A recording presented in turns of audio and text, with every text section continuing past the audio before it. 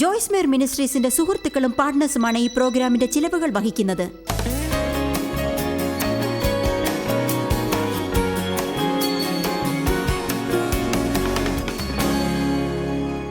ഇന്ന് എന്നതാണ് ഏറ്റവും മികച്ചതെന്നതിനെക്കുറിച്ച് പഠിക്കാൻ ഞങ്ങളെ സഹായിക്കണമേ. എവിടെയെങ്കിലും നമുക്ക് പ്രശസ്തി നേടണമെന്നുണ്ടെങ്കിൽ ദൈവമേ അത് സ്വർഗത്തിലായിരിക്കട്ടെ. ഈ ഭൂമിയിലായിരുന്നപ്പോൾ അങ്ങ് ചെയ്യുന്ന തരത്തിലുള്ള പ്രവൃത്തികൾ ചെയ്യാനും ഈ വൻ ലോകത്തിൽ ഒന്നും ബാക്കിയാകാതെ ജീവൻ വലിച്ചെടുക്കുന്ന യന്ത്രങ്ങളിൽ കുടുങ്ങാതെ ഇരിക്കാനും ഞങ്ങളെ സഹായിക്കണമേ ദൈവമേ. അങ്ങയുടെ വചനത്തിന് നന്ദി, യേശുവിൻ്റെ നാമത്തിൽ ആമേൻ. മറ്റുള്ളവരെക്കുറിച്ചാണ് നമ്മൾ ഇന്നലെ പറഞ്ഞു തുടങ്ങിയത്. മറ്റുള്ളവർ എന്ന വാക്ക് ഉപയോഗിക്കാം. യേശുവിനറിയാമായിരുന്നു മറ്റുള്ളവർക്ക് വേണ്ടിയാണ് താൻ വിളിക്കപ്പെട്ടതെന്ന്. എന്നാൽ നമ്മെപ്പോലെ പല കാര്യങ്ങളിൽ അവൻ കുടുങ്ങിയിരുന്നില്ല എന്ന് നമുക്കറിയാം. ചിലപ്പോൾ നമ്മെ ശല്യപ്പെടുത്തുകയും തടസ്സപ്പെടുത്തുകയും ചെയ്യാറുള്ള കാര്യങ്ങളിലൊന്നും അവൻ കുടുങ്ങിയില്ല. ചില സ്ഥലങ്ങളിൽ അവനെ തള്ളിക്കളഞ്ഞു, ചിലയിടത്ത് അവനെ സ്വീകരിച്ചു. ഇവ രണ്ടും അവനെ ബാധിച്ചില്ല. അവൻ തുടർന്ന് മുന്നോട്ട് പോയിക്കൊണ്ടിരുന്നു. കാരണം മറ്റുള്ളവർക്ക് വേണ്ടിയാണ് താൻ വിളിക്കപ്പെട്ടതെന്ന് അവനറിയാമായിരുന്നു. അവനൊരു ലക്ഷ്യവും ദർശനവും ഉണ്ടായിരുന്നു. നമ്മളെല്ലാവരും മറ്റുള്ളവർക്കായി വിളിക്കപ്പെട്ടവരാണ്. അതുകൊണ്ടാണ് നമ്മൾ ഈ ഭൂമിയിൽ ഇരിക്കുന്നത്. നമ്മൾ യേശുവിനെ രക്ഷിതാവായി സ്വീകരിച്ചു. അവൻ നമ്മുടെ ജീവിതത്തെ സൗഖ്യമാക്കുന്നു. എന്നാൽ അവൻ നമ്മെ സൗഖ്യമാക്കുന്നത് എവിടെയെങ്കിലും പോയി സൗഖ്യം പ്രാപിക്കാൻ വേണ്ടിയല്ല. ഞാനിതൊന്നും കൂടി പറയാം. നമ്മൾ എവിടെയെങ്കിലും ചെന്നിരുന്ന് സൗഖ്യമായി ജീവിക്കാൻ വേണ്ടിയല്ല അവൻ നമ്മെ ഓരോരുത്തരെയും സൗഖ്യമാക്കിയത്. ദൈവത്തിന് ഒരു വ്യക്തിയുടെ ജീവിതത്തിൽ എന്ത് ചെയ്യാനാവും എന്നതിന് ജീവിക്കുന്ന ഉദാഹരണമായി സാക്ഷ്യമായിരിക്കാൻ വേണ്ടി ഉപയോഗിക്കാനാണ് അവൻ നമ്മെ സൗഖ്യമാക്കിയിരിക്കുന്നത്. അവൻ നമ്മിൽ ചെയ്തിരിക്കുന്ന അതേ സത്യത്തിനായി മറ്റുള്ളവരുടെ ഹൃദയങ്ങളെ തുറക്കാൻ സഹായിക്കാനും അവൻ നമ്മെ ഉപയോഗിക്കുന്നു. സഹായം ആവശ്യപ്പെടുന്നവരെല്ലാവരും പള്ളിയിൽ വരും. അപ്പോൾ ഏതെങ്കിലും പുരോഹിതൻ അവരെ സഹായിക്കാനാവുമെന്ന് നിങ്ങൾ കരുതുന്നുണ്ടെങ്കിൽ അത് തികച്ചും ശോചനീയമാണ്. ക്രിസ്ത്യാനിയാണെന്ന് സ്വയം വിളിക്കുന്ന ഓരോ വ്യക്തിയെയും ദൈവം ഈ ഭൂമിയിൽ ഏതെങ്കിലും ഇടങ്ങളിൽ പ്രതിഷ്ഠിച്ചിട്ടുണ്ടാവുമെന്നത് തികച്ചും പരമാർത്ഥമാണ്. നിങ്ങളൊരു പക്ഷേ ഒരു സെക്യൂരിറ്റി ആയിരിക്കാം, ഒരു കമ്പനിയിലെ പ്രസിഡന്റ് ആയിരിക്കാം, ഒരു നഴ്സോ ഡോക്ടറോ ഒരു സ്റ്റോറിലെ ക്ലർക്കോ, അതുപോലെ തന്നെ അനേകായിരം തരത്തിലുള്ള ജോലികളിൽ പ്രവർത്തിക്കുന്നവരായിരിക്കാം നിങ്ങൾ.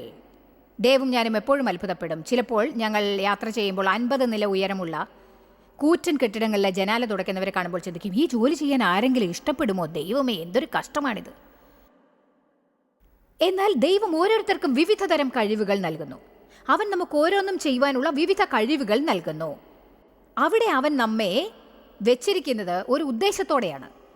നാം അവിടെ ജോലി ചെയ്യുന്ന ഒരു ഉദ്ദേശത്തോടെയാണെന്ന് നാം മനസ്സിലാക്കണം. എന്നിട്ട് നാം കണ്ണു തുറന്ന് നമുക്ക് ചുറ്റും നടക്കുന്ന കാര്യങ്ങൾ കണ്ടറിഞ്ഞ് അതിനുവേണ്ടി ചിലത് ചെയ്യാനായി ദൈവം നമ്മിലൂടെ പ്രവർത്തിക്കും എന്ന് വിശ്വസിച്ച് അതിനായി നമ്മെ സഹായിക്കാൻ ദൈവത്തോട് അപേക്ഷിക്കാൻ ആരംഭിക്കുന്നു. എന്നിട്ട് എന്താണ് എനിക്ക് സന്തോഷമില്ലാത്തതെന്ന് അറിയാൻ ശ്രമിക്കുക. ദൈവമേ, എന്തുകൊണ്ടാണ് എനിക്ക് സന്തോഷമില്ലാത്തതെന്ന് അറിയില്ല. ഞാൻ സെമിനാറുകളിൽ ആത്മീയ യുദ്ധങ്ങൾ നടത്തിയിട്ടുണ്ട്. വിശ്വാസമുള്ള സ്ത്രീയായിരുന്നു ഞാൻ. ക്രിസ്തീയ ടീഷർട്ട് വാങ്ങി, ക്രിസ്തീയ ടേപ്സ് വാങ്ങി, സെമിനാറുകളിൽ പങ്കെടുത്തു. അറിയാമോ ഞാൻ പറയുന്നത് എത്ര പേർക്ക് മനസ്സിലാവുന്നുണ്ട്? എന്നിലെ ശാസന പദങ്ങൾ അവസാനിക്കുന്നതുവരെ ഞാൻ സാത്താനെ ശാസിച്ചുകൊണ്ടേയിരുന്നു. എന്നിട്ടും അവൻ എന്നെ പിടിച്ചിരിക്കുകയാണ്. എന്താണ് എൻ്റെ പ്രശ്നമെന്ന് അറിയുന്നില്ല. ദൈവമേ, എന്താണ് എൻ്റെ പ്രശ്നം? എന്താണ് എനിക്ക് പറ്റിയത്? ഒടുവിൽ ദൈവം എന്നോട് പറഞ്ഞു, നിന്റെ ജീവിതത്തിൽ എന്താണ് സംഭവിച്ചതെന്ന് ശരിക്കും അറിയണമെങ്കിൽ ദൈവം നിന്നോട് പറയും. ദൈവം പറഞ്ഞു, നിങ്ങൾക്കത് അറിയണമെങ്കിൽ, നിങ്ങളുടെ ജീവിതത്തിലെ കുഴപ്പം എന്താണെന്ന് ശരിക്കും അറിയണമെങ്കിൽ അത് പറയാൻ ദൈവത്തിന് സന്തോഷമേ ഉള്ളൂ. പക്ഷേ പല സമയങ്ങളിലും നാം അത് കേൾക്കാറില്ല. പക്ഷേ സത്യം എന്താണെന്ന് കേൾക്കാൻ സന്നദ്ധമായ ഒരു സ്ഥിതിയിലായിരുന്നു ഞാനെന്ന് ഉണ്ടായത് എന്നതിന് നന്ദി ദൈവമേ. ദൈവം പറഞ്ഞു, നീ സ്വാർത്ഥയാണ്. ആത്മീക യുദ്ധത്തെക്കുറിച്ച് പഠിച്ചു, പക്ഷെ സ്നേഹത്തെക്കുറിച്ച് നീ എന്തുമാത്രം പഠിച്ചു? നീ സമൃദ്ധിയെക്കുറിച്ച് പഠിച്ചു, പക്ഷെ സ്നേഹത്തെക്കുറിച്ച് എന്തുമാത്രം പഠിച്ചു? ഞാൻ ലവ് റെവല്യൂഷൻ എന്നൊരു നല്ല പുസ്തകം കഴിഞ്ഞ വർഷം എഴുതി. ഞാൻ എഴുതിയ പുസ്തകങ്ങളിൽ വെച്ച് ഏറ്റവും നല്ല ഒന്നാണെന്ന് തോന്നി. നിങ്ങളതൊരു പക്ഷേ വായിച്ചിട്ടുണ്ടാവുമെന്ന് തോന്നുന്നു. ഞാൻ കരുതുന്നു ആ പുസ്തകത്തിലുള്ള ശക്തി എന്താണെന്ന് എനിക്കറിയാം. പക്ഷേ ഞാൻ എഴുതിയ മറ്റ് പുസ്തകങ്ങളെക്കാൾ ആ പുസ്തകം വളരെ കുറവായിട്ടേ വിറ്റഴിഞ്ഞുള്ളൂ.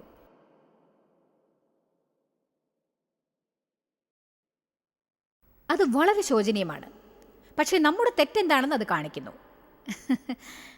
ഞാൻ എഴുതിയ മറ്റ് പുസ്തകങ്ങളെക്കാൾ കുറച്ചേ അത് ചിലവായുള്ളൂ. കാരണം ജനങ്ങൾക്ക് അത് ആവശ്യമില്ലെന്നാണ് അവർ കരുതുന്നത്. അഥവാ അതവർക്ക് നേരത്തെ അറിയാമെന്ന് കരുതുന്നു. ഓ അതെ, സ്തോത്രം ദൈവമേ, സഹോദര, ദൈവസ്നേഹത്താൽ ഞാൻ നിങ്ങളെ സ്നേഹിക്കുന്നു. ഓഹോ, ഇനി ഇതൊരു പ്രാവശ്യം പോലും കേൾക്കാനുള്ള മനോധൈര്യം എനിക്കില്ലെന്നാണ് തോന്നുന്നത്. നിങ്ങൾ അയൽപക്കത്ത് പോലും അവരെ ആശ്ലേഷിക്കും, എന്നിട്ട് അവരോട് ദൈവസ്നേഹത്താൽ നിങ്ങളെ സ്നേഹിക്കുന്നു എന്ന് പറയും. പള്ളിയിൽ അങ്ങനെ ചെയ്യാറുണ്ടോ? നിങ്ങൾ പോകുന്നിടത്ത് അങ്ങനെ ചെയ്യാറുണ്ടോ എന്ന് എനിക്കറിയില്ല. ആരെങ്കിലും അങ്ങനെ? ഓക്കെ, കുറച്ച് പേരല്ലേ. ദൈവത്തിൻ്റെ സ്നേഹത്താൽ മറ്റുള്ളവരെ സ്നേഹിക്കാൻ നിങ്ങൾ ശ്രമിച്ചിട്ടുണ്ടോ? ദൈവത്തിൻ്റെ യഥാർത്ഥ സ്നേഹത്തോടെ എന്നാണ് ചോദിച്ചത്. എങ്കിൽ എത്ര സാധാരണയായി കാര്യങ്ങൾ മാറുമായിരിക്കും. ഒരു അപവാദം പറച്ചിലുണ്ടാവില്ല, ന്യായവിസ്താരമോ വിമർശനമോ ഇല്ല. ആവശ്യങ്ങൾ പൂർത്തിയാക്കപ്പെടും. എല്ലാവരും ഒന്നു ചേരും.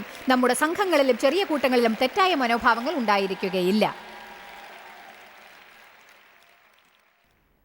ഇന്നെനിക്ക് പരിപൂർണ സംതൃപ്തി അനുഭവപ്പെടുന്നു.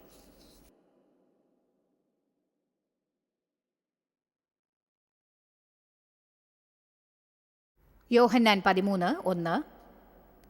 പെസഹ പെരുന്നാളിന് മുൻപ് യേശു താൻ ഈ ലോകം വിട്ട് പിതാവിൻ്റെ അടുക്കൽ പോകുവാനുള്ള നാഴിക വന്നു എന്ന് അറിഞ്ഞിട്ടുണ്ടായിരുന്നു. സഭയെ, നിങ്ങളോട് ചില കാര്യങ്ങൾ പറയുകയാണ്. ഭൂമിയിൽ തനിക്ക് നൽകപ്പെട്ട സമയം അവസാനിക്കാൻ പോവുകയാണെന്ന് അവൻ അറിഞ്ഞു. നിങ്ങൾക്കറിയാമോ, സാധാരണ നിങ്ങൾ മാതാപിതാക്കന്മാരോ സഹോദരി സഹോദരന്മാരോ നിങ്ങളുടെ ജീവിതം അവസാനിക്കാൻ പോവുകയാണെന്ന് അറിവുണ്ടാവുകയാണെങ്കിൽ നിങ്ങൾ അവസാനമായി ആരുടെ കൂടെയാണോ ജീവിച്ചു കൊണ്ടിരിക്കുന്നത് അവരോട് നിങ്ങൾക്ക് അവസാന നിമിഷത്തിൽ പറയാനുള്ള കാര്യങ്ങൾ പറയണമെന്ന ഒരു തോന്നലുണ്ടാവും, അല്ലേ? നമ്മുടെ പ്രിയപ്പെട്ടവരോട് അവരറിയേണ്ടതായ ചില പ്രധാനപ്പെട്ട കാര്യങ്ങൾ തീർച്ചയായും പറയണമെന്നുള്ള ആഗ്രഹം അപ്പോൾ നമുക്കുണ്ടാവും. ഇതിലേക്ക് ആഴ്ന്നിറങ്ങുന്നത് എങ്ങനെയെന്ന് മനസ്സിലായില്ലെങ്കിൽ യേശു യോഹന്നാൻ 13 പറയുന്നതിൻ്റെ പൊരുൾ എന്താണോ അത് നിങ്ങൾക്ക് ലഭിക്കില്ല. ലോകത്തിൽ തനിക്കുള്ളവരെ സ്നേഹിച്ചതുപോലെ തന്നെ അവൻ അവസാനത്തോളം അവരെ സ്നേഹിച്ചു. ഇതെത്ര മനോഹരമാണല്ലേ? കാരണം യേശു ഇവിടെ പറയുന്നത് ഇതാണ്. യേശു അവരെ തനിക്കും മറ്റാരെയും പോലെ ഏറ്റവും മികച്ചതായി തന്നാൽ ആവുന്നതിനും ഉപരി സ്നേഹിക്കുകയുണ്ടായി എന്നാണ് അർത്ഥം. അത്താഴം ആയപ്പോൾ പിശാച് യൂദയുടെ ഹൃദയത്തിൽ യേശുവിനെ വഞ്ചിക്കണം എന്ന ചിന്ത ഉളവാക്കിയിരുന്നു. 3-ാം വാക്യം, പിതാവ് സകലവും തന്റെ കയ്യിൽ തന്നിരിക്കുന്നു എന്നും താൻ ദൈവത്തിന്റെ അടുക്കൽ നിന്ന് വന്ന് ദൈവത്തിന്റെ അടുത്തേക്ക് പോകുന്നു എന്നും യേശു അറിഞ്ഞു. ഇവിടെ നമുക്കൊരു മിനിറ്റ് നിർത്താം. കാരണം യേശു എവിടെ നിന്നാണ് വന്നത്, എങ്ങോട്ടാണ് പോകുന്നത് എന്നത് അറിഞ്ഞില്ലായിരുന്നെങ്കിൽ യേശു ചെയ്ത കാര്യങ്ങളൊന്നും ചെയ്യുവാൻ സാധിച്ചിട്ടുണ്ടാവില്ല. യേശു ചെയ്യാൻ പോകുന്നത് എന്തായാലും നമുക്ക് ചെയ്യാനാവില്ല. അതിന് നമ്മൾ ക്രിസ്തുവിൽ നമ്മൾ ആരാണ് എന്നത് അറിയേണ്ടതാണ്. നിങ്ങൾ സുരക്ഷിതത്വത്തിന് ആഗ്രഹിക്കുന്നുണ്ടെങ്കിൽ, നിങ്ങൾ ഏതെങ്കിലും വിധത്തിൽ വിലയും നിലയുമാണ് ആഗ്രഹിക്കുന്നതെങ്കിൽ, അത് നിങ്ങൾക്ക് ദൈവീകമായി ഉണ്ടെന്നത് അറിയാതെ പോയാൽ ഇന്ന് ഞാൻ നിങ്ങളോട് പറയാൻ പോകുന്ന കാര്യം ചെയ്യാൻ നിങ്ങൾക്ക് സാധിക്കുകയില്ല. കാരണം ലോകം പ്രധാനപ്പെട്ടതാണെന്ന് കരുതുന്ന കാര്യങ്ങളായിരിക്കും ചെയ്യേണ്ടത് എന്ന തോന്നൽ എപ്പോഴും നിങ്ങൾക്കുണ്ടായിക്കൊണ്ടിരിക്കും. നിങ്ങൾക്ക് പ്രാധാന്യമുള്ളവരായി ഇരിക്കാം. എന്നാൽ ഈ നിമിഷം എത്ര പ്രാധാന്യമുള്ളവരാണോ അതിനേക്കാൾ കൂടുതലാവണമെങ്കിൽ നിങ്ങൾ ക്രിസ്തുവിലായിരിക്കണം എന്നത് അറിഞ്ഞിരിക്കണം. നിങ്ങൾ ക്രിസ്തുവിലായിരുന്നാൽ ഈ നിമിഷം എത്ര പ്രാധാന്യമുള്ളവരാണോ അതിനേക്കാൾ കൂടുതലാവും. ഞാൻ ഈയിടെ ഒരു പുസ്തകം വായിച്ചു. അതിൽ പറഞ്ഞിരിക്കുന്ന ഒരു കാര്യം എനിക്ക് വളരെ ഇഷ്ടപ്പെട്ടു. യേശു പറഞ്ഞു, ഈ ലോകത്തിലെ ഏറ്റവും പ്രധാനപ്പെട്ട കാര്യം ദൈവത്തെ അറിയുന്നതാണ്. രണ്ടാമത്തെ ഏറ്റവും പ്രധാനപ്പെട്ട കാര്യം ക്രിസ്തുവിൽ നിങ്ങൾ ആരാകുന്നു എന്നത് അറിയുകയാണ്. ഞാനൊന്ന് പറയട്ടെ, ഇത് നിങ്ങൾ പഠിച്ചില്ലെങ്കിൽ ഒരിക്കലും ഇതിൻ്റെ ബാക്കി ഭാഗങ്ങൾ മനസ്സിലാക്കാൻ സാധിക്കില്ല. നിങ്ങൾ എപ്പോഴും കഷ്ടപ്പെടും.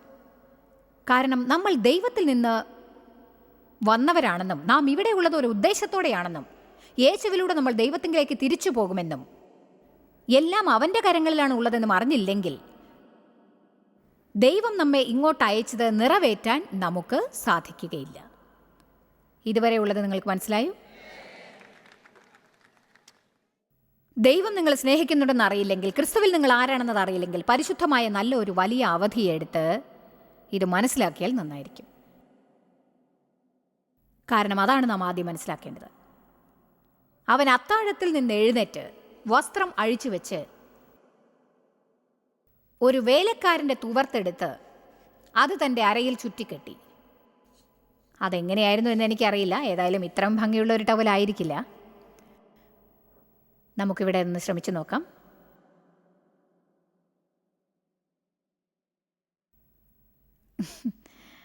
ഇതൊരു പക്ഷേ താഴെ വീണെന്ന് വരാം, പക്ഷേ ഞാനിത് വ്യക്തമാക്കാൻ ശ്രമിക്കുകയാണ്. ഓക്കെ. അവൻ അത്താഴത്തിൽ നിന്ന് എഴുന്നേറ്റ് വസ്ത്രം ഊരിവെച്ചു, ഒരു ദാസന്റെ തൂവാലയെടുത്തു. ഞാനിപ്പോൾ ചെയ്തത് നിങ്ങൾ കണ്ടിരിക്കും, എന്നാൽ അതിനേക്കാൾ മികച്ചതായിരുന്നു അത്. കാരണം അന്ന് ജനങ്ങൾ തങ്ങളുടെ വീട്ടിലെ അതിഥികളുടെ കാലുകൾ കഴുകാറുണ്ടായിരുന്നു. കാരണം എല്ലാവരും ചെരുപ്പ് ധരിച്ചിരുന്നു. റോഡുകൾ മുഴുവനും പൊടിയും അഴുക്കും നിറഞ്ഞതായിരുന്നു. മഴയും കൂടി പെയ്താൽ അവരുടെ കാലുകൾ എങ്ങനെയുണ്ടാവുമെന്ന് അറിയാമല്ലോ അല്ലേ? പക്ഷേ ജനങ്ങളുടെ കാലുകൾ കഴുകിയിരുന്നവർ ഏറ്റവും താണനിലയിലുള്ളവരായിരുന്നു. അവിടുത്തെ ജോലിക്കാരേക്കാൾ ഏറ്റവും താണനിലയിലുള്ളവരായിരിക്കണം. കാലുകൾ കഴുകുന്ന ഒരാൾ ഏറ്റവും താണനിലയിൽ നികൃഷ്ടരായ ഒരാളായി കാണപ്പെട്ടിരുന്നു. ഇതാ യേശുവിനെ നാം ഇവിടെ കാണുന്നു, ദൈവത്തിന്റെ പുത്രൻ. അവൻ സാക്ഷാൽ ദൈവം തന്നെയായിരുന്നു. വചനമായ ദൈവം മാംസം ധരിച്ച് ജഡമായി നമ്മുടെ ഏവരുടെയും രക്ഷിപ്പിനായിട്ട് വില കൊടുക്കാൻ വേണ്ട കാര്യങ്ങൾ ചെയ്യാൻ പോവുകയാണ്. ദൈവം തന്നെ അയച്ചിരിക്കുന്ന ദൗത്യം നിറവേറ്റാനായി അവൻ പുറപ്പെട്ടിരിക്കുകയാണ്. അവൻ അത്താഴത്തിൽ നിന്ന് എഴുന്നേറ്റ് ഒരു ദാസന്റെ തൂവാലയെടുത്ത് തന്റെ അരയ്ക്ക് ചുറ്റിക്കെട്ടി. ഇത് ആ മുറിയിലുള്ളവരെ ഞെട്ടിച്ചിട്ടുണ്ടാവും. ഓ, അവർ ഞെട്ടിപ്പോയി. നീ എന്താണ് ഈ ചെയ്യുന്നത്? അവനൊരു പാത്രത്തിലേക്ക് വെള്ളം പകർന്നു. എന്നിട്ട് ശിഷ്യന്മാരുടെ കാലുകൾ കഴുകുവാനും അരയിൽ കെട്ടിയിരുന്ന തൂവാല കൊണ്ട് തുടയ്ക്കുവാനും ആരംഭിച്ചു. ഞാനിവിടെ നിങ്ങൾക്കത് ചെറുതായി ചെയ്ത് കാണിക്കാൻ പോവുകയാണ്. ഞാൻ 3 പേരുടെ പാദങ്ങൾ കഴുകാൻ പോകുന്നു. അവർ ഓരോരുത്തരും ഓരോ സംഘത്തെ പ്രതിനിധീകരിക്കുന്നു. നാം ഇവിടെ കാണാൻ പോകുന്നത് പാദങ്ങൾ കഴുകുവാനായി നാം സന്നദ്ധരായിരുന്നാലും ചില പാദങ്ങൾ കഴുകുവാൻ നാം സന്നദ്ധരാവും, ചിലത് നമ്മൾ കഴുകുവാൻ ഇഷ്ടപ്പെടില്ല. നിങ്ങൾക്ക് എല്ലാവർക്കും ഞാൻ പറഞ്ഞ എന്താണെന്ന് മനസ്സിലായിട്ടില്ലെന്ന് എനിക്ക് തോന്നുന്നു. പക്ഷേ ഒരു കാര്യം തീർച്ചയാണ്, ഇത് പാദങ്ങൾ കഴുകുന്ന കാര്യത്തെക്കുറിച്ചല്ലെന്ന് നിങ്ങൾക്കറിയാമല്ലോ. ജനങ്ങൾ ജീവിക്കേണ്ടത് എങ്ങനെയാണെന്നതിനുള്ള ഒരു ഉദാഹരണമാണ് അവൻ കാണിച്ചു തന്നത് എന്നതറിയാമല്ലോ. ഇതിലെ സാരാംശം ഇതാണ്: ഒരു ദാസനാവാൻ പഠിക്കുക, മറ്റുള്ളവർക്ക് സേവനം ചെയ്യാൻ പഠിക്കുക. നിങ്ങൾ പറയാറുണ്ട്, എനിക്ക് മിനിസ്ട്രിയിൽ പ്രവർത്തിക്കാൻ ആഗ്രഹമുണ്ട്. മിനിസ്റ്റർ എന്ന വാക്കിന്റെ അർത്ഥം സേവകൻ എന്നാണ്. എന്നാൽ ആദ്യമായി മാർട്ടിൻ നിങ്ങളുടെ പാദങ്ങളാണ് കഴുകാൻ പോകുന്നത്. മാർട്ടിൻ സ്മിത്തിന്റെ പാദങ്ങൾ ഞാൻ കഴുകട്ടെ. മുകളിലേക്ക് വരൂ ബ്രദർ, നിങ്ങളുടെ പാദങ്ങൾ കഴുകട്ടെ. മാർട്ടിന്റെ പാദങ്ങൾ കഴുകാൻ എനിക്ക് മടിയില്ലെന്ന് നിങ്ങൾക്കറിയാമോ? അദ്ദേഹം പ്രശസ്തനായ വർഷിപ്പ് ലീഡറാണ്. മാർട്ടിനെ കുറിച്ച് കൂടുതലായി അറിയാൻ എനിക്ക് ആഗ്രഹമുണ്ട്. അതിനാൽ ഇങ്ങനെ പറയുന്നതിൽ ഞാൻ സന്തോഷിക്കുന്നു. ഞാൻ മാർട്ടിൻ സ്മിത്തിന്റെ പാദങ്ങൾ കഴുകി. ഇവിടെ ഇരിക്കൂ, പാദങ്ങൾ വെള്ളത്തിലേക്ക് ഇറക്കൂ ബ്രദർ. ഇവിടെ വരുന്നതിന് മുൻപ് പാദം നന്നായി കഴുകണമെന്ന് ഞാൻ ഇദ്ദേഹത്തോട് പറഞ്ഞിരുന്നു. ഇത് കേൾക്കൂ, കാര്യമായി പറയാണ്. ഇതെങ്ങനെയാണ് പ്രതിനിധീകരിക്കുന്നതെന്ന് അറിയാമോ? ഈ വിഷയത്തിൽ രസകരമായ ഒരു കാര്യം അടങ്ങിയിട്ടുണ്ട്. ഞാൻ ഏതാനും പാദങ്ങൾ കഴുകിക്കൊണ്ടിരിക്കുകയാണ്. എന്നെ സ്വയം താഴ്ത്തുകയാണ്. എന്നാൽ ഇത് ആരുടെ പാദങ്ങളാണോ കഴുകുന്നത് അവർക്കാണ് പാദങ്ങൾ കഴുകുന്നവരെക്കാൾ നന്മയുണ്ടാക്കുന്നത്. ഏതാനും നിമിഷങ്ങൾക്കുള്ളിൽ നിങ്ങൾ ഇവിടെ കാണാൻ പോകുന്നു. യേശു പത്രോസിന്റെ പാദങ്ങൾ കഴുകാൻ ആഗ്രഹിച്ചപ്പോൾ പത്രോസ് പറഞ്ഞു, ഓ, നീ എൻ്റെ പാദങ്ങൾ കഴുകരുത്, അത് ചെയ്യാൻ ഞാൻ നിന്നെ അനുവദിക്കില്ല. യേശു പറഞ്ഞു, അതിന് നീ എന്നെ അനുവദിച്ചില്ലെങ്കിൽ നമുക്ക് തമ്മിൽ യാതൊരു പങ്കും ഉണ്ടായിരിക്കുകയില്ല. മാർട്ടിനും എനിക്കും തമ്മിൽ ഒരു യഥാർത്ഥ ബന്ധമുണ്ടാവാനുള്ള ഏക വഴി ഞങ്ങൾ പരസ്പരം എന്തെങ്കിലും ചെയ്യുന്നതാണ്. അത് പലപ്പോഴും എല്ലാവരും ശ്രദ്ധിക്കുന്ന വിധത്തിൽ വൻതോതിലുള്ള കാര്യങ്ങളായിരിക്കില്ല, അത് ചെറിയ കാര്യങ്ങളായിരിക്കാം. നിങ്ങളുടെ കാൽ അഴുക്കാണല്ലോ, ഞാൻ നിങ്ങളുടെ കാൽ കഴുകിത്തരാം സുഹൃത്തെ. ഞാനിത് ചെയ്യുമ്പോൾ എന്താണ് ഇതിൻ്റെ യഥാർത്ഥാർത്ഥം? ഇതിനൊരർത്ഥമേ ഉള്ളൂ. മാർട്ടിൻ, ഞാൻ നിങ്ങൾക്ക് സേവ ചെയ്യുകയാണ്. നിങ്ങൾ ഞാൻ സ്നേഹിക്കുന്നു. നിങ്ങൾ ദൈവത്തിന് ഇഷ്ടപ്പെട്ട വ്യക്തിയാണെന്ന് എനിക്ക് തോന്നുന്നു. നിങ്ങളുടെ വർഷിപ്പ് ഞാൻ പ്രശംസിക്കുക മാത്രമല്ല, ഒരു മനുഷ്യനെന്ന നിലയ്ക്ക് ആദരിക്കുകയും ചെയ്യുന്നു. ആമേൻ.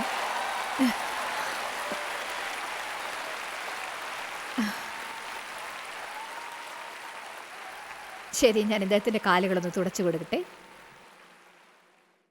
ഇതുപോലെ ഞാൻ ഇനിയും ചെയ്യണം, എന്നാലേ തമ്മിലുള്ള മണ്ടത്തരമായ അഹങ്കാരം തകരുകയുള്ളൂ. നന്ദി സുഹൃത്തെ.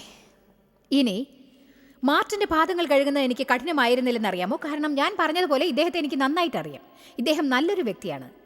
പിന്നെ ഇദ്ദേഹം പ്രശസ്തനാണ്. മാർട്ടിൻ സ്മിത്തിൻ്റെ പാദം കഴുകി എന്നെനിക്ക് പറയാൻ സാധിക്കും. ചില സമയങ്ങളിൽ നാം ചെയ്യാൻ സന്നദ്ധരാകുന്ന കാര്യങ്ങൾ അതിശയിപ്പിക്കും, പക്ഷേ അത് ശരിയായ ഉദ്ദേശത്തോടെ ആയിരിക്കില്ല. അതുകൊണ്ട് എനിക്കൊരു പരിചയമില്ലാത്ത ആരുടെയെങ്കിലും കാലുകൾ കഴുകുന്നത് നല്ലതാണെന്ന് എനിക്ക് തോന്നി. എനിക്ക് അവരെ അറിയില്ല, അവരെ വീണ്ടും ഞാൻ ഒരിക്കലും കാണില്ല. നമുക്കിവിടെ ചിലർ അതിനായി തയ്യാറായിരിക്കുന്നുമുണ്ട്. ഞാനിവിടെ ഇരിക്കുന്ന സുന്ദരിയായ സ്ത്രീയെ തിരഞ്ഞെടുത്തിരിക്കുന്നു. ആമേൻ. ഹല്ലേലൂയ. ആമേൻ. എന്താ നിങ്ങളുടെ പേര്? കേന്ദ്ര. കെൻഡ്ര. നിന്നെ എനിക്കറിയില്ല അല്ലേ? ഇനി നിന്നെ ഒരിക്കലും കണ്ടില്ലെന്നും വരാം. പക്ഷേ നിന്റെ ജീവിതത്തിൻ്റെ ആഴത്തിലേക്ക് കടന്നു വരാൻ ദൈവം എന്നോട് പറയുന്നെന്ന് വിശ്വസിക്കുന്നു. അതിനാൽ ഞാൻ നിന്റെ പാദം കഴുകാം. അങ്ങനെ ചെയ്യുന്നത് കൊണ്ട് നീ എൻ്റെ ഒരു ഭാഗമാവുന്നു, ഞാൻ നിന്റെ ഭാഗമാവുന്നു. നമ്മൾ ഇരുവരും ക്രിസ്തുവിൻ്റെ ശരീരത്തിലെ അംഗങ്ങളാണ്. ദൈവം നിന്നെ സ്നേഹിക്കുന്നു, എന്നിലൂടെ നിന്നെ സ്നേഹിക്കാൻ അവൻ ആഗ്രഹിക്കുന്നു. ആമേൻ. ആമേൻ. ഇതാ ഞാനിവിടെ നിന്റെ പാദങ്ങൾ കഴുകി ശുശ്രൂഷിക്കാൻ പോകുന്നു. ഇങ്ങനെ ചെയ്യുന്നത് കൊണ്ട് നിന്നെ സഹായിക്കാൻ ഞാൻ ആഗ്രഹിക്കുന്നു എന്ന് പറയുന്നു. നിനക്ക് വേണ്ടി എനിക്ക് ചെയ്യാനാവുന്നത് എന്തും ചെയ്യും. ഞാൻ നിനക്കായി പ്രാർത്ഥിക്കാൻ പോകുന്നു. ഇതൊരു ഉദാഹരണമായിട്ടാണ് ഞാൻ ചെയ്യുന്നത്. ഞാൻ നിന്നെ സഹായിക്കുമ്പോൾ നീയും പുറത്തുപോയി മറ്റുള്ളവരെ സഹായിക്കാൻ സന്നദ്ധയാവും. ആമേൻ. ആമേൻ. നന്ദി. ഒരു മിനിറ്റ് ഇവിടെ നിൽക്ക്. നീ സുന്ദരിയാണ്. ഒരു മിനിറ്റ് നിന്നെ ഒന്ന് നോക്കട്ടെ. നിനക്കിത് മനസ്സിലാവുന്ന വിധത്തിൽ സഹായിക്കാൻ ഞാനൊരു ഉദാഹരണം നൽകാം. സത്യമായിട്ടും ചിലപ്പോൾ നമ്മൾ മറ്റുള്ളവർക്ക് എന്തെങ്കിലും ചെയ്യാൻ സന്നദ്ധരായിരിക്കും. നമുക്ക് ഇഷ്ടപ്പെട്ടവർക്കും പരിചയമുള്ളവർക്കും എന്തെങ്കിലും ചെയ്യാൻ നമ്മൾ കൂടുതൽ സന്നദ്ധരായിരിക്കും. കാരണം നമ്മൾ എത്ര നല്ലവരാണെന്ന് അവരൊരുപക്ഷെ പറയുമെന്ന് അറിയുന്നത് കൊണ്ട്. ഓ, നീ എനിക്കിത് ചെയ്തു എന്ന് വിശ്വസിക്കാൻ വയ്യ, നീ വളരെ നല്ലവനാണ്. ഓ, ചിലപ്പോൾ നമ്മൾ അവർക്ക് ചെയ്ത കാര്യങ്ങളെക്കുറിച്ച് അവർ മറ്റുള്ളവരോട് പറയും. ഓ, അതെ, വഴിതെറ്റി വന്ന ഒരു പശുക്കിടാവിനെ പോലെ നോക്കുന്നത് എന്താ? ഞാൻ പറയുന്നത് എന്താണെന്ന് മനസ്സിലായോ? പക്ഷേ നിങ്ങൾക്ക് പരിചയമില്ലാത്ത ആർക്കെങ്കിലും വേണ്ടി എന്തെങ്കിലും ചെയ്യേണ്ടി വരുന്ന സമയത്ത് അതിൽ നമുക്കൊരു താല്പര്യവും ഉണ്ടാവില്ല. എന്നാൽ ദൈവം അവരെ സ്നേഹിക്കുന്നുണ്ടെങ്കിൽ അതൊരു വ്യത്യസ്തമായ കഥയാണ്. ഉദാഹരണത്തിന്, ഞാൻ ഇതിലൂടെ എല്ലാം വേണ്ടത്ര കടന്നു പോയിരിക്കുന്നു. അതിനാൽ മനസ്സിലായിരിക്കുമല്ലോ, ഞാൻ കുറേ കാലം ഇത് തെറ്റായിട്ടാണ് ചെയ്തിരുന്നത്. എന്നാൽ ചില കാര്യങ്ങളെങ്കിലും ശരിയായി ചെയ്യാൻ പഠിച്ചതിൽ നന്ദി ദൈവമേ. എൻ്റെ മകൾ, എൻ്റെ പേരക്കുട്ടിയുടെ കൂടെ സ്കൂളിൽ പോകുന്ന ഒരു ചെറിയ കുട്ടിയുണ്ട്. അവളുടെ പല്ലുകൾ വളരെ വളരെ പൊന്തിയാണ് ഇരിക്കുന്നത്. അവളുടെ പക്വതയുള്ള പല്ലുകൾ വന്നു കഴിഞ്ഞു. പക്ഷേ പാൽപ്പല്ലുകൾ കൊഴിഞ്ഞു പോയിട്ടില്ലായിരുന്നു. അവളുടെ വായ്ക്കകത്ത് പല്ലുകളുടെ സ്ഥിതി വളരെ വികൃതമായിരുന്നു. അവളൊരു ചെറിയ കുട്ടിയായിരുന്നു. അതായത് 10-12 വയസ്സുണ്ടായിരിക്കും, എനിക്ക് കൃത്യമായി അറിയില്ല. അവൾ വാ തുറക്കാൻ പോലും സമ്മതിക്കില്ലായിരുന്നു. എപ്പോഴും അവൾ കൈകൊണ്ട് വായ മൂടിക്കൊണ്ടേയിരിക്കും. മാത്രമല്ല, എപ്പോഴും തല താഴോട്ട് കുനിച്ചിരിക്കും. അവളുടെ അച്ഛൻ്റെ ജോലി നഷ്ടപ്പെട്ടിരുന്നു. അവളുടെ പല്ല് നേരെയാക്കാൻ അവൾക്ക് യാതൊരു വഴിയുമില്ലായിരുന്നു. അതിനാൽ എൻ്റെ മകൾ എൻ്റെ അടുത്ത് വന്ന് അതെന്നോട് പറഞ്ഞു, ആ ചെറിയ കുട്ടിയെ സഹായിക്കാൻ നമ്മൾ എന്തെങ്കിലും ചെയ്യണം. എന്നിട്ട് അവൾ പറഞ്ഞു, ഡൗഗും ഞാനും, അത് അവളുടെ ഭർത്താവിൻ്റെ പേരാണ്, ഞങ്ങൾക്ക് അവളെ സഹായിക്കാനുള്ള പ്രാപ്തിയില്ല. പക്ഷേ മമ്മിയും ഡാഡി അവളെ സഹായിക്കാനായി എന്തെങ്കിലും ചെയ്യാമോ? ഞാൻ പറഞ്ഞു, തീർച്ചയായും, തീർച്ചയായും. ഞാനൊരു നല്ല സ്ത്രീയാണെന്ന് സ്ഥാപിക്കാനല്ല ഇത് നിങ്ങളോട് പറയുന്നത്. പകരം ഞാൻ എന്തിനവളെ സഹായിക്കണം, അവളെ എനിക്ക് അറിയുക പോലും ഇല്ല എന്ന് പറയുന്നതിനേക്കാൾ നല്ലതാണത്, അല്ലേ? ശരിയല്ലേ അത്? അവരുടെ കുടുംബക്കാരെങ്കിലും അവളെ സഹായിച്ചോട്ടെ. നാം എപ്പോഴും മറ്റുള്ളവരുടെ തലയിൽ എല്ലാം കെട്ടിവെക്കാൻ നോക്കും. ഞാൻ ഇനിയും അവളെ കണ്ടിട്ടില്ല, ഒരുപക്ഷെ ഇനി ഒരിക്കലും കാണുകയുമില്ല. പക്ഷേ ഇന്ന് അവൾക്ക് മനോഹരമായ പല്ലുകളുണ്ട്. അവളുടെ മുഖത്ത് മനോഹരമായ ഒരു പുഞ്ചിരിയുണ്ട്.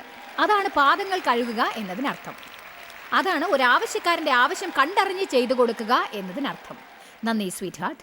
ഇനി അവസാനത്തെ കൂട്ടത്തിലുള്ള മനുഷ്യർ, ഇവരുടെ പാദങ്ങൾ കഴുകുക എന്നത് വളരെ കഠിനമായ ഒരു പ്രവൃത്തിയാണ്. അതായത് കുടുംബത്തിൻ്റെ. ഓക്കെ, ദേവ് കയറി വരൂ.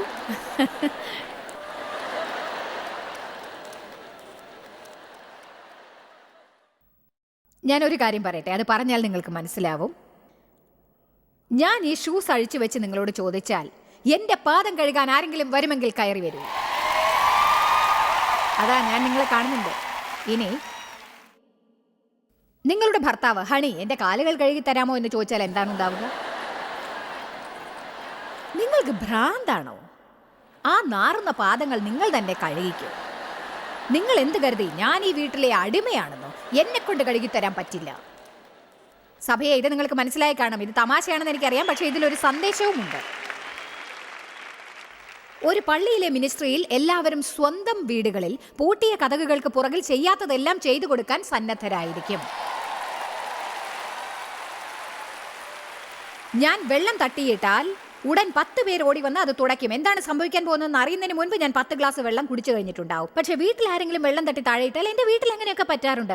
നിങ്ങൾക്ക് ഇത് എന്ത് പറ്റി? ഒരു കാര്യം പോലെ ശരിയായി ചെയ്യാനാവില്ലേ? നിങ്ങൾ ഈ മേശപ്പുറത്ത് ഇന്നുകൊണ്ട് കാട്ടിക്കൊടുത്ത വൃത്തികേടുകൾ വൃത്തിയാക്കി എനിക്ക് മടുത്തു. ഇനി പറ്റില്ല. ഇന്ന് എന്നെ കൊണ്ട് കൂടുതൽ ജോലി എടുപ്പിക്കരുത്, ഇത് നിങ്ങൾ മനസ്സിലാക്കിയാൽ മതി. ഹല്ലേലൂയ. ഇതാ ദേവ് ജിജ്ഞാസയിലാണ്. നമ്മൾ പരസ്പരം സഹായങ്ങൾ ചെയ്തു കൊടുക്കണം. ഓരോ വിവാഹബന്ധവും കൈപ്പാകാനുള്ള പ്രധാന കാരണം എന്താണെന്നറിയാമോ? ജനങ്ങൾ പരസ്പരം സഹായിക്കാനുള്ള സന്മനസ് കാണിക്കാത്തതുകൊണ്ടാണ്. അത്തരം കാര്യങ്ങൾ പ്രധാനപ്പെട്ടതാണെന്ന് അവർ ചിന്തിക്കുന്നില്ല. അവർ പ്രശംസിക്കുന്നത് മതിയാക്കുന്നു, അവർ സഹായിക്കുന്നത് നിർത്തുന്നു, അവർ പരസ്പരം പാദങ്ങൾ കഴുകുന്നത് മതിയാക്കുന്നു. ഓക്കെ ദേവ്, ഞാൻ നിങ്ങൾക്ക് ബാധ്യസ്ഥയാണ്. നിങ്ങൾക്ക് എന്ത് ചെറിയ സഹായം വേണമെങ്കിൽ പോലും നിങ്ങളെ സഹായിക്കാൻ ഞാൻ തയ്യാറായിരിക്കും. നിങ്ങളെൻ്റെ ഭർത്താവാണ്, ഞാൻ നിങ്ങളെ സ്നേഹിക്കുന്നു.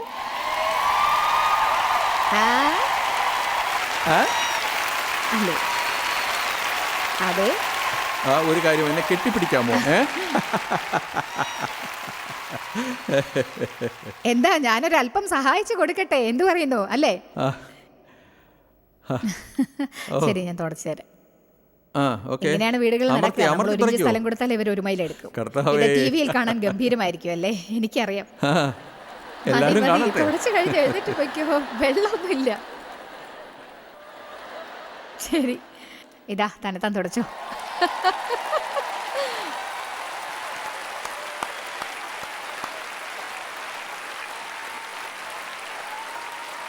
എന്റെ സന്ദേശം നിങ്ങൾക്ക് മനസ്സിലായെങ്കിൽ ദൈവത്തെ സ്തുതിക്കൂ.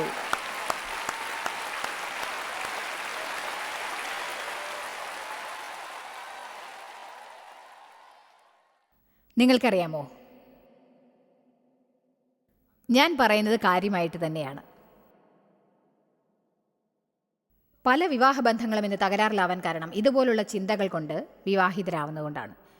എന്നെ സന്തോഷിപ്പിക്കാൻ നീ എന്താണ് ചെയ്യാൻ പോകുന്നത്? അവരും അതുപോലെ തിരിച്ചു ചെയ്യണമെന്ന് അവർ മനസ്സിലാക്കുന്നില്ല. നിങ്ങൾ ഏത് ബന്ധത്തിലേർപ്പെട്ടാലും നിങ്ങൾ ആദ്യമായി ചിന്തിക്കേണ്ടത് ഇതാണ്: എങ്ങനെയാണ് എനിക്ക് നിങ്ങളുടെ ജീവിതം നന്നാക്കാനാവുക? എങ്ങനെയാണ് നിങ്ങളെ സഹായിക്കുക? എങ്ങനെയാണ് നിങ്ങളെ ഉയർത്തുക? എങ്ങനെയാണ് നിങ്ങളെ നന്നാക്കിയെടുക്കുക? നമ്മുടെ ഉള്ളിൽ ഒരു നിലവിളി എപ്പോഴും കേൾക്കാം: അപ്പോൾ എന്റെ കാര്യമോ? ഈ കരച്ചിൽ ഹൃദയത്തിന്റെ ആഴത്തിൽ നിന്ന് വരുന്നത് ചിലപ്പോൾ കേൾക്കാറില്ലേ? എന്റെ കാര്യം ആരാണ് ചെയ്തു തരിക? എന്നാൽ കാര്യം ഇതാണ്: മറ്റുള്ളവർക്ക് സേവനം ചെയ്യാനാവുന്നത് നമ്മൾ ഉപയോഗപ്പെടുത്തിയാൽ, അത് ചെറുതോ വലുതോ പല ചെറിയ വഴികളിലൂടെയും. ഞാനിന്ന് നിങ്ങളോട് പറയുന്ന പല കാര്യങ്ങളും ചെറുതായാൽ പോലും പലരും ശ്രദ്ധ പതിപ്പിക്കുന്നില്ല എന്ന് പറയട്ടെ. പക്ഷേ ദൈവം നിങ്ങളുടെ ഹൃദയത്തിൽ അത് ചെയ്തു കൊടുക്കാനായി പറഞ്ഞാൽ എന്ത് ചെയ്യും? ദൈവത്തെ സംബന്ധിച്ച യഥാർത്ഥ മഹത്വം മറ്റുള്ളവർക്ക് നല്ലത് ചെയ്തു കൊടുക്കുക എന്നുള്ളതാണ്. നമ്മൾ മറ്റുള്ളവരോട് പെരുമാറുന്നത് വളരെ പ്രധാനപ്പെട്ടതാണ്. അതിനായി നമ്മൾ ത്യാഗം സഹിക്കേണ്ടി വന്നാലും അതിന് നാം സന്നദ്ധരാവണം. നല്ലത് ചെയ്യുന്നതിൻ്റെ അവസാനം നിങ്ങൾ അനുഗ്രഹീതരാകുന്നതായിരിക്കും. യോഹന്നാൻ 13:17 മറ്റുള്ളവർക്ക് അനുഗ്രഹമാവുന്നത് എങ്ങനെ എന്ന് പഠിപ്പിക്കുന്നു. ഇത് നിങ്ങൾ അറിയുന്നു എങ്കിൽ അത് പ്രകാരം ചെയ്യുകയാണെങ്കിൽ നിങ്ങൾ ഭാഗ്യവാന്മാർ. അതിനാൽ നമ്മൾ എപ്പോഴും മറ്റുള്ളവരെ സഹായിക്കുന്നു എന്ന് ഉറപ്പാക്കേണ്ടതാണ്. ജോയ്സ് മേയറുടെ ശുശ്രൂഷാ കേന്ദ്രത്തിൽ നിങ്ങൾ അറിഞ്ഞതിനേക്കാൾ നിങ്ങൾ ഞങ്ങൾക്ക് വളരെ പ്രിയപ്പെട്ടവരാണ്. ലോകം മുഴുവൻ ഈ ശുശ്രൂഷാ കേന്ദ്രത്തെ നടത്താൻ സഹായിച്ചതിൽ എല്ലാവർക്കും വളരെ നന്ദി. നമ്മൾ ഒരുമിച്ച് വിശക്കുന്നവർക്ക് ആഹാരം കൊടുക്കുന്നു, പാവപ്പെട്ടവർക്ക് വസ്ത്രങ്ങൾ കൊടുക്കുന്നു, എല്ലാ ദേശത്തേക്കും സന്ദേശങ്ങൾ അറിയിക്കുന്നു. ഞങ്ങൾ നിങ്ങളോട് അപേക്ഷിക്കുകയാണ്. ഞങ്ങളോട് ബന്ധപ്പെടുക joycemeyer.org. നിങ്ങളുടെ പ്രാർത്ഥനകളും അപേക്ഷകളും പകർന്നുകൊള്ളാൻ, അതിനെപ്പറ്റി കൂടുതൽ അറിയുവാൻ, ജോയ്സിന്റെ പൊതുയോഗ വിവരപ്പട്ടിക ലോകം മുഴുവൻ ക്രിസ്തുവിന്റെ സ്നേഹം പകരാൻ ഞങ്ങളോട് പങ്കുചേരുക. ജോയ്സ് മേയർ മിനിസ്ട്രീസിന്റെ സുഹൃത്തുക്കളും പാർട്ട്നേഴ്സുമാണ് ഈ പ്രോഗ്രാമിന്റെ ചിലവുകൾ വഹിക്കുന്നത്.